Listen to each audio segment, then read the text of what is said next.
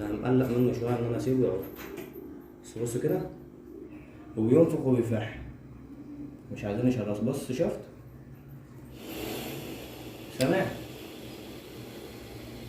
اسمع كده الصوت. طبعا يا اخواتي انا كنت ماسكه بتهور واستعباط وكنت قاصد، انت فاهم، عشان الفيديو. بس ما بنصحش حد يجرب يعمل اللي انا عملته. لها الحركه دي يعني اوعى تفكر تعملها ولا تيجي في خيالك. عنده القدره ان هو يبتر صابع، انت فاهم، لو عض ما بيسيبش، انت فاهمني. وفي ناس بتقولك اللعاب بتاعه فيه بكتيريا، والغير كده ان هو بيعض ما بيسيبش. انا يعني بوظ صباع واحد صاحبي قدام مني، فالحاجه زي دي ما نستهونش بيها، ويفضل تجيبه صغير عشان تعرف تتعامل معاه، فاهمني. طبعا كتر ما بتمسك الحيوانات ده لسه جاي، بس انت لو فضلت تمسكه وقت كبير جدا جدا هتلاقيه خد عليك، انت فاهم.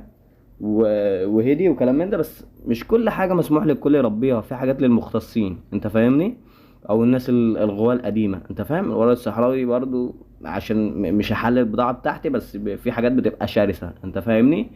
والعضه بتاعته بس مشكلته انه لما بيقفش في حاجه ما بيحلهاش، وبيعيشك في احلى اندهاش، وتقول يا ريتني الحاجه دي ما ربيتهاش. بس علشان برضو ما نخوفش الناس منه قوي، لو جبته صغير بيطلع حاجه تاني خالص، بيطلع قطه في ايدك اكنك ماسك ارنب بتلعب بيه.